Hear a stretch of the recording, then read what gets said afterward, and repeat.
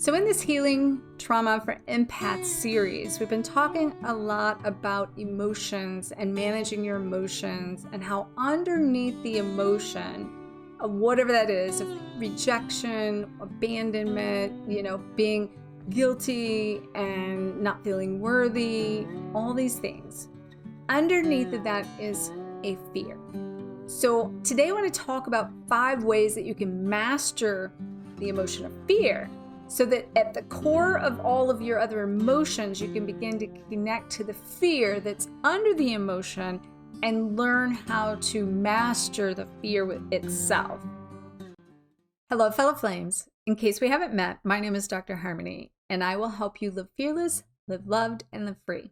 If you're new to my channel, welcome. And if you're returning, welcome back. Make sure to subscribe and hit that notification bell so that you know when all my videos and content come live.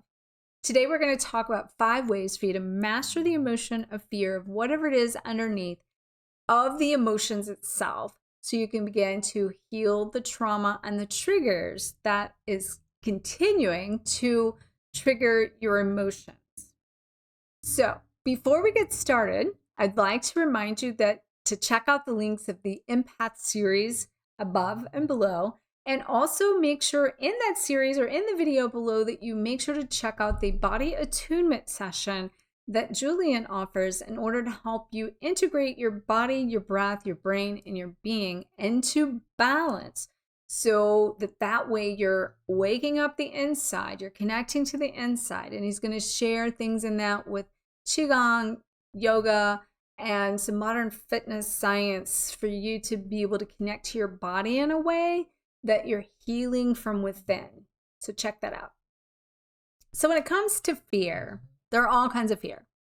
We can have simple fears such as me, like I'm scared of spiders, which I did kind of discover that a spider really represents the creation of yourself and you being the creator. And sometimes we can be afraid of simple things like that represent something much deeper inside of us. So we can be afraid of our own self in that case, afraid of our own power, afraid of our own creativity. So these little things sometimes seem so little, but then they're really deep on the inside. And so while it doesn't, you don't enjoy being and feeling scared, there's always a purpose. And then also that purpose could be just because we're designed in the normal world to feel safe. That fear is something that keeps us safe. And so it's important for us to realize that we know that there's danger. And so that we know that when there is danger, we know how to protect ourselves. And so keep in mind that, when we react to these fears, that it is not so bad to react to the fear. But what really becomes harmful is when we allow the fear to rule us and we start to make decisions in our life based on being afraid of taking action in our life that's going to move us in a positive direction. And especially when the emotions get kicked in here and the fear and the emotions then basically shut us down and keeps us minimized and keeps us trapped, even to the point of, on this empath role, being basically isolated and not going into society or living your life at its best because you detach from everything and everyone around you, because all of this is running in and through you. And trust me when I tell you I understand this, because I've went through it and I've been going through it and I've been working on this for a few years now and I've been talking about it, but I'm being shown that it's really a big thing that people are going through. And so I wanted to come through and offer some things to help you heal these things so that you can master your emotions and you can stop being afraid and you can step into the bigger and better life that you came here to experience. So the first way you can master your fear is to document the fear. And that also means to acknowledge the fear and to know that maybe there's nothing you can do about the fear itself technically, but in that you can give and gain a clear understanding of what exactly you're afraid of. And so pay attention to that. If something's bothering you, if it's nudging you, start to write down these awarenesses, start to journal them, start putting them into a place of in front of you and observing them versus being like identifying with them, like we talked about in a video a couple weeks ago. many times when you see these fears written out, you can literally begin to realize that it doesn't look as bad, feel as bad as you thought they were, because getting them out of you onto paper and even burning those things, sometimes in a full moon or the moon ceremony or ritual, those things can literally be important. And also to write it down, make it happen, so it's a physical release basically. So documenting that fear, getting it in front of you, you becoming more of control of it than it controlling you, is a way to purge yourself of it and let it go. So the second one seems a little bit off, but it's so true. And that is enjoy the fear. And of course, obviously, I've never enjoyed spiders. But when we can embrace the fear, and for instance, in that case, spiders were showing up everywhere. And I would squeal, scream, and I got to tell you, and I trace that back through the emotions of that. I recall when I was a kid, I was doing couponing, and I had these coupons all over my lap, all over the table, and we lived in southeast Missouri, and we have these Missouri tarantulas, and out of the corner of my eye, I saw this big thing, and I can't even look at it, crawling up, and I literally, those coupons just went everywhere. I ended up on the table, and then one of the people that lived with us at the time laughed at me. She got a broom, and she basically killed it. And I gotta tell you, years later, she was teasing me about that same spider and that incident, and just started talking about it. And it recreated a fear to the point where my heart rate went to 200 over 100. I couldn't breathe. I had a panic attack. And it became a real thing of spiders literally causing me to lose my breath and literally go into a full-blown panic attack just hearing people talk about it. Okay. So when I said earlier about being the fear of a spider, I literally meant that. And when I was talking about that, so now that, fear can be normal. That doesn't sound too normal, right? But like I said to you, I started paying attention, documented those things. And in this case, so when I say enjoy the fear, I started reprogramming, say, the idea of the spider is a toxic thing, into realizing spiders represent creation. Down to, at this time when I was clearing these things, spiders were showing up again, and they were showing, at first I thought they were toxic, and then I saw that Charlotte's Web, where the little spider and showed teacher, and started learning from this childhood, cartoon or story about, wow, the spider's really teaching me something. It's me being afraid of me, my own creation. So I was able to turn that fear of that spider into more of an enjoyment of looking at it. Wow, I get to be the creator of my life. I get to be the creator of these things. And I don't have to be afraid to do the things that maybe I'm afraid to create. I'm writing a book right now, and it's bringing up a lot of fear in me, from a sense of, is it good enough, and all these things, because I was writing about the perfectionist that I've been, and all of these parts, and layer after layer can come up, even if you've already worked through these things. But when you stop being afraid of whatever it is you're afraid of, then you're going to be able to then step into a place of seeing it as your teacher, seeing it as the process, seeing it as something that you can accept as a part of who you are, and then you can move past it and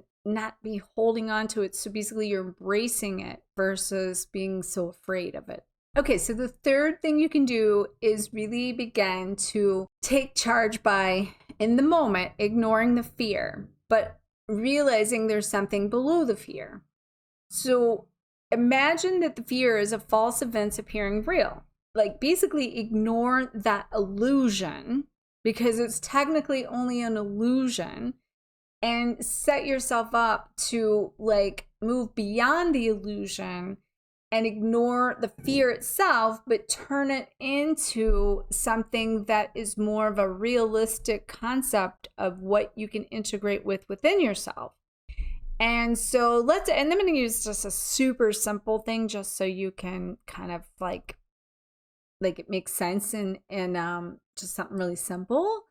So let's just say you begin to do something else. So let's say you don't like thunderstorms and you get really scared of them. And that's a whole nother thing. That could be a real thing. And there's people that get a lot of phobias and being isolated. And even I was talking to somebody the other day, and this just came up about going into like the CAT scan machine and how being closed. And literally she wasn't able to get her CAT scan because she was so claustrophobic going into that she couldn't breathe, and they had to reschedule her for like the open MRI type thing. I said CAT scan, but it was MRI. So let's say in the thunderstorm concept, like her, she rescheduled for, like one that she literally didn't stay in there. She literally had to get rescheduled to do a whole nother time in an open MRI. So that is one way that she was able to take charge and was able to change the situation and do something different that I'm talking about, rather than staying stuck in it and creating this cycle. And that just came through me as I was saying that. But, let's say it's a thunderstorm and you're sitting there and you're scared of the thunderstorm. And then instead of sitting there and letting it, scare you, maybe you like put on some headphones of some nice relaxing music. Maybe you listen to a book online. Maybe you grab a book and start reading, and maybe you go play in the rain and rewrite the program. Because let me tell you something about the fear I was talking about with the spider thing. Whenever I began to get to the heart of my tracing back that emotion and where I took on this fear of these spiders, came from when I was a child, and a cousin of mine got bit by a spider in her sleep, and she died in her sleep in bed because of this. And so like I took on that fear from that happened, and that's pretty intense, right? So as a child, I took that on, made me scared of them. In all reality, that fear was running out in me that was also preventing me from doing certain things in my life that were blocking me going forward, just because of the story that I had taken on. So really when you retrace that, and the illusion in that is to basically rewrite the story, and to know that like you're separating from that story. I don't have to own the story of what happened with that little girl anymore that I had taken on. And I have since overcome, I will say pretty good, to, I identify now with what spiders mean to me. I change what a spider means to me. So I'm ignoring what I thought that it was now because I changed the story. But at first, you might have to go back and revisit the story so you can pay and place your attention on a different side of it, so that every time now it resurfaces, you're coming in on the positive side of it, not the negative side. So you're ignoring the fear, but you've created a new pathway on the other side of the fear. Okay, so the fourth way you can kind of face your fear here is to confront the fear. One of the things you can ask yourself is, why are you letting the fear take over your life in such ways that it literally can consume you, and it can block you, and it can prevent you from connecting to, things that are truly meant for you? And so if you're finding yourself avoiding certain situations because of the fear, and you've allowed that fear to control you, then it's time to confront it, so you can, face to face, so that you can now go into new heights, and you can find ways to visit these places within yourself, and that you can, like give you an example too when I say visit within yourself, but you can put yourself in positions to visit it for yourself, to reprogram it. And that would be like, say, some people are scared of heights, and maybe going to a tall building and literally going up and then looking out the window. I know in Chicago, they have a place like that you can go up into the Hancock building, and you can literally lean over and look down, it can be kind of, scary, because everything's glass around you, and you got, have you ever seen those houses on the side of a cliff and it's all glass, and people are like, they wouldn't ever go on one or stay in one or sleep on one because of their fear. And so, my case, don't like spiders. You could probably say, put one in a terrain, in one of those aquarium things, and like live with it, literally have one present, and I'm going to be honest, I'm not sure I could go that far, but taking the steps to confront it, and eventually it's going to lose power over you, and it won't be the same anymore as you go forward.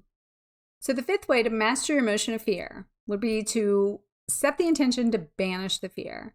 And you can do that by practicing mindfulness. And you can basically kind of edge fear out of your head as you begin to get in the here and the now, and that there's no room for fear in this moment, because most fear, false events appearing real, is outside of us, and it's like fear of the unknown. And a lot of times this happens, say, with the twin flame and the twin flame journey, because you're fearful of, you're going to say the wrong thing, you're going to not say enough, you're going to miss their call, you're going to basically be afraid that if you let them go, like, you're not going to find anyone else that can give you what they give you, even though they're only technically giving you breadcrumbs. And so, you know, it's truly coming into this sense of like getting present in your life and knowing that in this moment, there's technically nothing to be afraid of right here, right now, unless you're being chased, you know, by a spider or something, which I had happen when I went to South America to see Tatiana. There was a spider in like her bathroom that was huge, and being in South America, not even knowing what kind of spiders there were there, like all, and then I had to go to sleep knowing that spider was in the bathroom. And I was like breathing through that night thinking, okay, that's just an illusion. That spider's not in this bed with me. I don't have to let that rule me. And, you know, I got to sleep, and I was more concerned I wouldn't be able to sleep. But, and it's not really fully funny because those things can be real. But again, it's good to laugh about it in order to like move the energy through. So fear is an illusion, and you don't have to live in that illusion. You can truly remember that you get the opportunity to control your emotions, and your emotions do not control you. And so be sure to celebrate every instance where you kind of successfully confront that fear. And in that instant, you can prove to yourself how brave you truly are, because that's what all of this is about you coming into your own empowerment, being your own navigator in this life, and not allowing these things to block you from living your best life. So thank you for watching, and make sure that you check out all the links below and check out the body attunement sessions below and the ways that you can connect to Julian's video that can give you more information. Also his services below, and ways to go forward with me. And I look forward to helping you face more fears going forward in future videos. And may you always face them, may you find freedom, and may you glow forward on fire. Make sure to like, comment, share the shine. See you next time.